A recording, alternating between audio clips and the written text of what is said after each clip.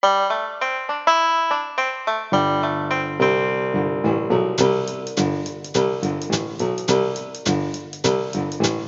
back to Movin' Right Along, a Muppet Movie podcast brought to you by toughpigs.com.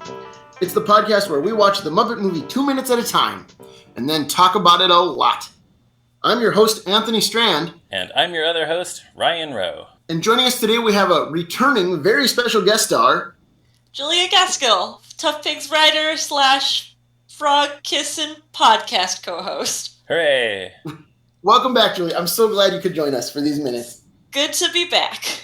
All right. Well, today we are looking at minutes 47 and 48 of the Muppet Movie, which means that we are at the halfway point. The movie is 96 minutes long.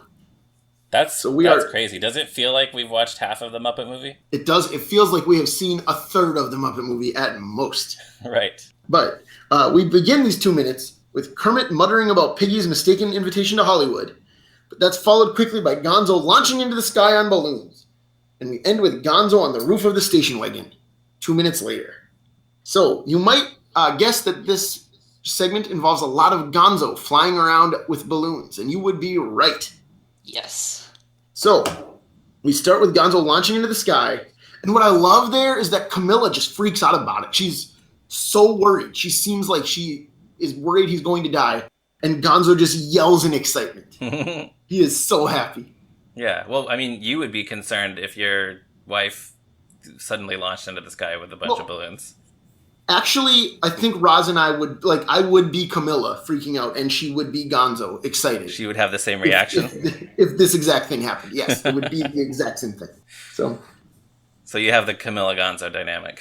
We really do, and they were on top of our wedding cake. So. Oh, perfect. Not a coincidence. That is adorable. Thank you. But yeah, so anyways, I love that. One thing I noticed here for the first time is I never thought about it. Gonzo, as he's flying up, there's harp music playing, which suggests like angels, heaven, right? Gonzo's in heaven, flying around up in the sky. Yeah, I don't know. It kind of is his heaven though, because we see very quickly that he loves it up there. Right, exactly. So I wonder if that's what they're going for with the harps. I don't know. It just seems like it, the stereotypical image of angels playing harps or whatever. Could be. There's a joke right here that I love a lot where Kermit says, Gonzo, what are you doing? And he says, about 7 knots. It's so great. Which I've said this a few times before, so if anyone's writing these down, add this to the list of my very favorite jokes in the movie. Well, and another one that I had no idea what it meant when I was a kid. And actually, you want to know how I learned what that joke meant? Yes, I do. How? I was reading an Encyclopedia Brown book, and a guy who claimed to be a sea captain entered a sea captain's painting contest, and he said that he's drawing a boat going 15 knots per hour. And Encyclopedia Brown is like, nah, knots is short for nautical miles per hour, so he would just say 15 knots. So he's no sea captain, so he has to return the prize money. Wow. And that's how I learned what knots were in this context. Encyclopedia Brown cracks the case once again. Sure did. The question is, though, what is a sea captain painting contest? It's something they only have in Idaville. Obviously. Would be the answer. So anyways, yeah, no, that's a great Gonzo line, though. I agree. And he is the great Gonzo. He's the great Gonzo. There you go. Yes. Yes, he is. And then Kermit says to the car, Fozzie says, yes, sir, which, is that the start of, Kermit being Fozzie's boss? I guess. Has he not said sir in this movie up to this point? I don't think so. I mean, he said, moving right along, Fozzie, and he said, yeah, right? I don't think he said yes, sir. Maybe he has. Huh. We should have checked. I want to go back and check now and re-record all episodes. Let's do it. Start over from the beginning. To find out. But anyways, Julia, how would you really like to be our guest on the previous 22 episodes? Okay, I can do that. All right, we're going to record them all right after this. No, what's really fascinating to me there, though, is that Fozzie says, yes, sir, and Piggy goes, ooh, or goo, or too. Can you guys tell what she's saying? I thought it was ooh. Just ooh? That would certainly make the most sense. Yeah, which is maybe why I just assumed that's what she said. Right. I think I just, heard a phantom consonant sound. at the beginning, but maybe that was just me. I don't know. Anyway, she's very excited. Yes. I love Piggy's enthusiasm here. Yeah, she's had a big day. Like, in the span of, like, 6 minutes? She's, like, fallen in love with a frog, found out that she's gonna go to Hollywood, and then suddenly this whatever is being, like, flown through the sky with balloons. And she won a beauty pageant. And she won a beauty pageant. She's having the best day. Wow. Yeah. This also is a really good sort of trick on the part of the writers to get Piggy in the car. Like, she's now joined the group because this crazy chaotic thing happened, and she just kind of jumped in the car along with the rest of them while it was happening. Yeah, right. There's both Fozzie and Kermit are, like, they're so distracted, they can't really, like, they don't pay attention to Piggy quite as much, and so she kind of gets away with just getting in the car with them. Right. Well, and even to the point when we see the car driving, Piggy says, "Kermit, you're a born leader," and Kermit, who is a born leader, ignores her and says, "Now where is he?" Like, that's what I love, is that, like, he doesn't, I'm not even sure he's actually leading the group to find Gonzo. And then that leads us into one of the best jokes in this movie, Right Frog, which is a good joke, but Kermit saying, "What?" That's cute. is what makes it one of the best. That's like one of those perfect, like, Kermit is in charge of the chaos, Kermit is rolling with the touches that I love so much. Yeah, it's a really nice moment. Yeah, it's a nice little punctuation mark on that joke. So anyways, anything else about the, leading up to where we see Gonzo? Like, anything else about Kermit and Piggy and Fozzie here that you guys had? No, I just have some stuff about Gonzo's actual flight. All right, then let's move on, because that's most of what we see here, right? Is that Gonzo is actually flying up above the Earth, like, with balloons. And what I love is that for about the first minute that he's in the air, we never actually see Gonzo floating free, right? Either it's a close-up of the puppet, which is presumably shot on the ground in many of these shots. Yeah. Are at the very top of the frame. Like, for a long time, it looks like the balloons are probably, like, suspended from a crane or something, because we can't see the tops of the balloons. But then about a minute in, right after Doc Hopper and Max see him, we actually do see him just floating through the air. We can see it above and below him. And it's jaw-dropping. It looks so cool. Yeah, so there's a quote from Frank Oz, actually, from an issue of Dynamite magazine around the time The Great Muppet Caper came out, where he was talking about just the puppet effects. And he commented on how everyone always talked about Kermit riding a bike, but that wasn't even the hardest thing they had to shoot in the Muppet Movie. And he said the Gonzo flying with the balloons, was much harder to shoot than Kermit on the bike. It makes sense. Yeah. And as far as I can tell, there are no shots where he's matted onto, like, a pre-existing shot of the scenery. It doesn't look like it. Yeah, so we have mentioned a couple times this American Cinematographer article that came out when the Muppet Movie was released.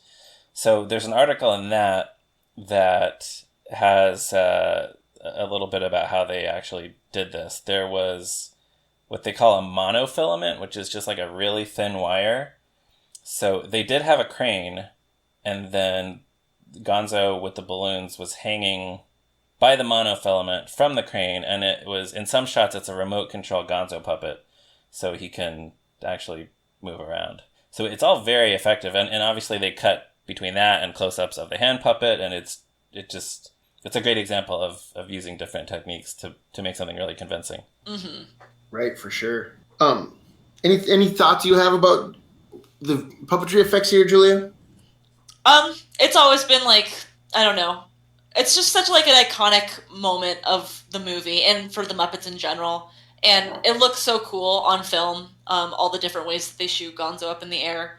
And I just think it's really fun, him, like, just having the time of his life as he's flying through the air. And he's, like, not concerned in the least that he's only being suspended by this bunch of balloons as he's, like, really far off the ground. Like, he couldn't care less. It's a lovely moment.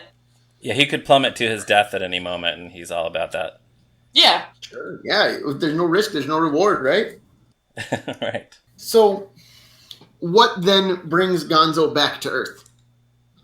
Doc Hopper and Max making their reappearance for the first time since minute 34. What were they doing the last time they were in the movie? The last time we see them is when Fozzie pulls in front of the super light pop-off sign and the Studebaker blends in with the sign. Ah, that's right. Okay. And then they drive away and we don't see them again. Kermit and Fozzie go trade in the car. Then they go to the county fair. No sign of Doc Hopper and Max through that whole thing. Never Before, Never Again is in between there also. Mm-hmm. So yeah, it's 13 minutes of screen time. And when they come back here, it feels like they've been gone an awful long time. Like I was kind of like, maybe it's because we're only watching it 2 minutes at a time. But I was kind of like, oh yeah, Doc Hopper and Max are in this movie. Nice to see those guys. And Doc Hopper, of course, pulls out a rifle and first of all asks Max if that's a frog. Max says no. Doc Hopper decides he's going to shoot him anyway. And pulls out a rifle to take aim. And what I love is that Max doesn't want Doc Hopper to shoot anyone at all. So while driving, he sticks his hand out the window and tries to push the rifle down. Yeah, and he does a really bad job at it. Well, Max's heart is in the right place, but I'm not so sure that he's terribly competent. That's fair. He also was looking through binoculars while he was driving a car, so he's also... There's a lot of not great driving in these 2 minutes between him and what happens with Fozzie at the end. Yeah, that's true. That's a really good point. There's no good driving in this clip. Yeah. Anyways, what I was going to say, though, Fozzie, until the very end, like you mentioned the end, Fozzie is theoretically following Gonzo, right? And he stays on the road the whole time.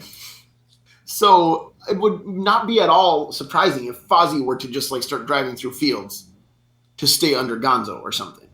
Yeah. So actually, I think he shows very impressive restraint. That's fair. Not going off the road until the end. Or Gonzo is staying remarkably close to the highway. That's true. Yeah, just like through a remarkable coincidence. Yeah. Yeah, because he's caught in the crosswinds. Yeah, I guess so. That's it. The line up perfectly with the highways. Yeah, of course. So, but one thing that Fozzie does do that's terrible is while he's driving right here, opens the door and sticks his body out of the door to wave hi to Gonzo.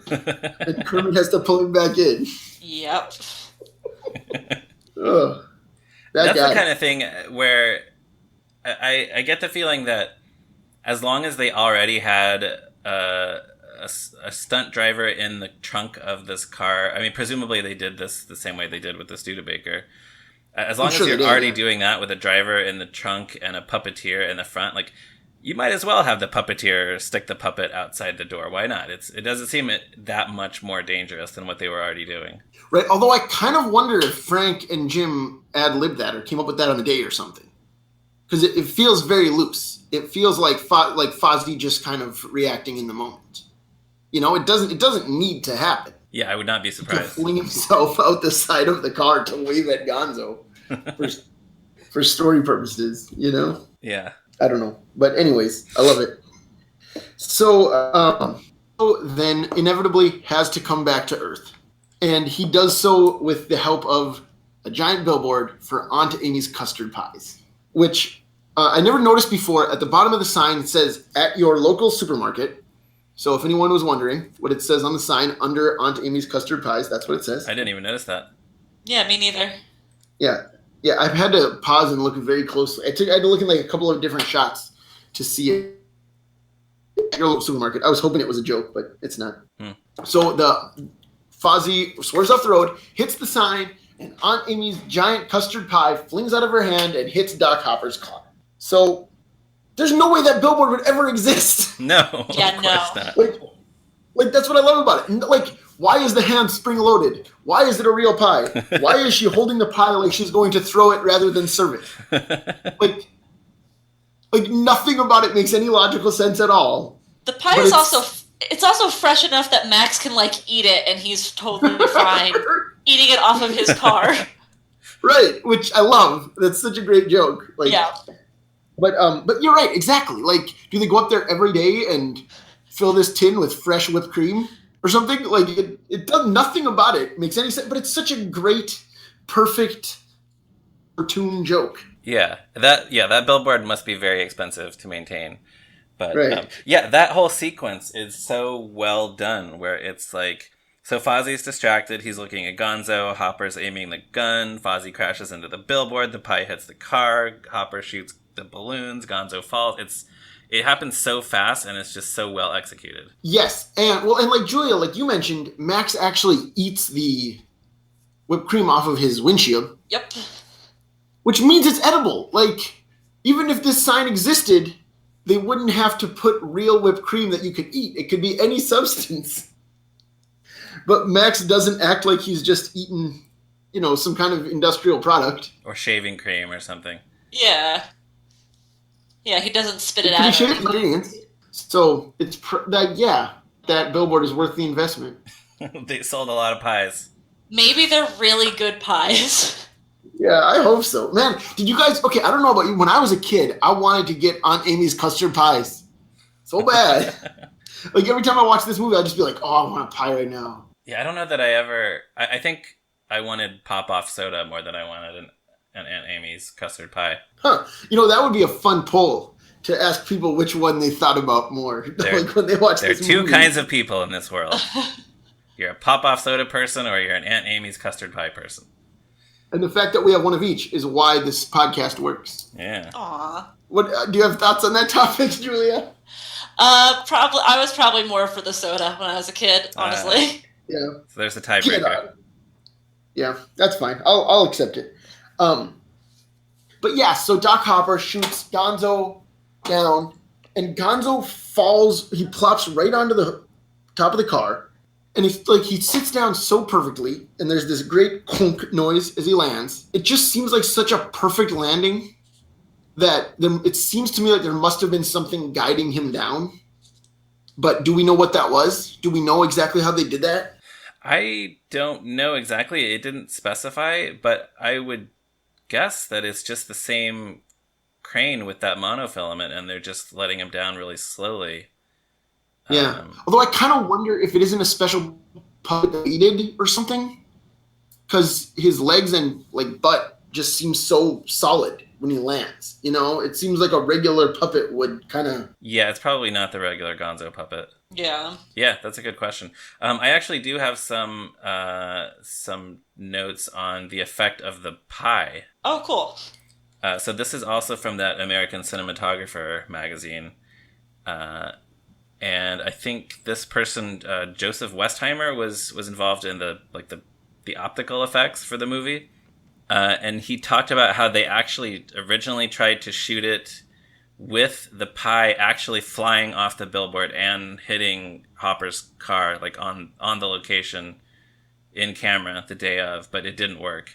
As soon as the car hit the billboard, the pie would just kind of fall off the billboard instead of flying, because that's what would happen in real life. So that makes sense. Yeah, so they used optical effects and basically took an image of the pie, in the position that it would be if it were flying across the frame, and then they made it look like it's flying out of the frame, and then they had to let me see what I wrote down here. They had to use a split screen then, because in the original shot the pie just fell down and landed next to the station wagon. So they had to use a split screen. I can't actually tell where it is just looking at it, but to cover up the part of the frame where the real pie landed and pieces of pie went flying everywhere. So it's a lot of work went into it, and we just never think about it when we watch it. Huh. Yeah. That's great, yeah. Yeah, but worth it, awesome. For sure. For sure. Oh, it's one of the best moments in the movie, I think. So then these moments close with Gonzo back on the roof, sticks his head back down over the windshield, and we hear the same boing effect that we heard when he was on top of the Studebaker. And he says, "I'm back." and with that, we are done with these 2 minutes. Yes. So any final thoughts before we close? There's a lot of action in this one. Compared to the last clip that we talked about, there's a lot that happens in that one too, but this one is just so jammed with action, Gonzo in the air, Doc Hopper has a gun, them running into the billboard. Right, yeah. Yeah. Yeah, it is weird, I think, that Doc Hopper has a gun here. Has he had a gun before in the movie? Is this the first time that element is brought into the plot? Yes, it is. He has not had Okay. a gun previously. Cool. Brings up the stakes a little bit. Yeah, I was actually startled or just struck by the fact that this whole Gonzo flying sequence happens within 2 minutes of the movie. I guess it feels longer in my mind, but Same. That makes sense. I really was pleased to see that it all was in this segment. That like this segment is its own little mini movie about Gonzo taking off and flying around for a while and then landing. And it's like basically nothing else happens. You could like show this to somebody as a self-contained scene. if this were a short film, what would it be called? It would be called Part Heaven, Part Space. Ooh, nice. You went for that's not even a joke. You went for like that's a really good. That would actually be a really good title. Yeah. I'd watch it. I'd make it. I was gonna say it would be called "Look at Our Little Car Down There." Oh, that's a good one too.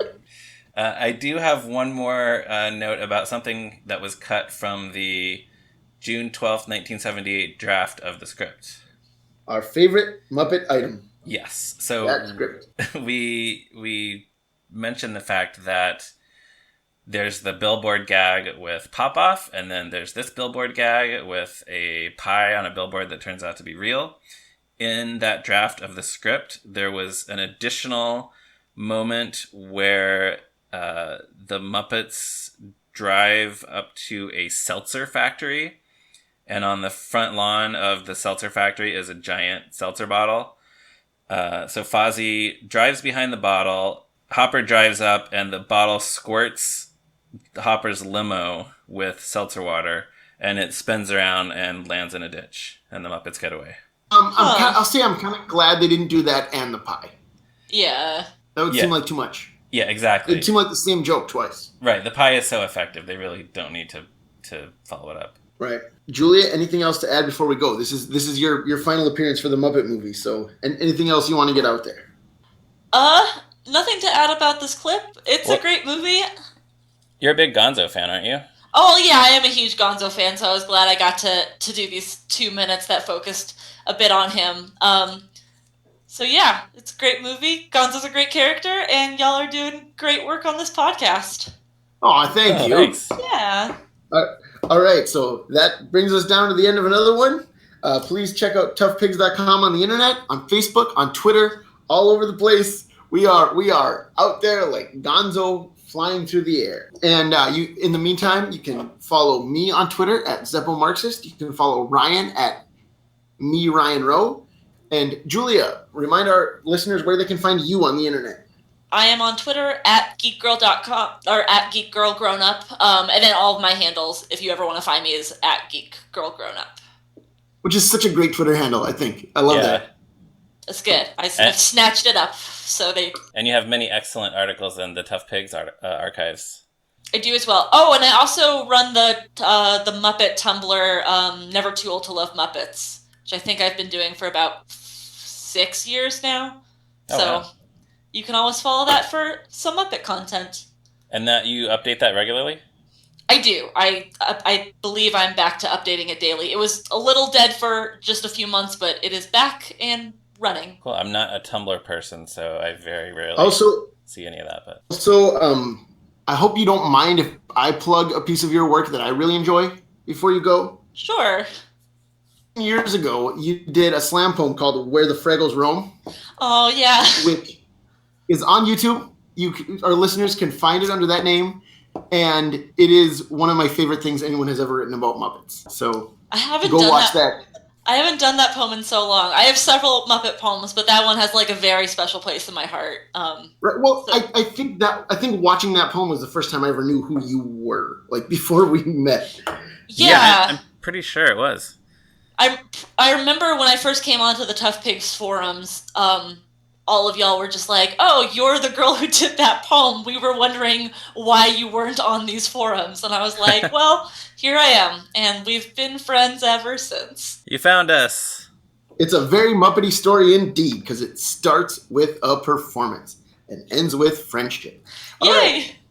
So thank you again for being with us today, Julia. And listeners, if you're so inclined, please give us a positive review on iTunes and tell all your friends to listen to the show. And most importantly, join us again next week for another episode of Moving Right Along. Goodbye. Goodbye.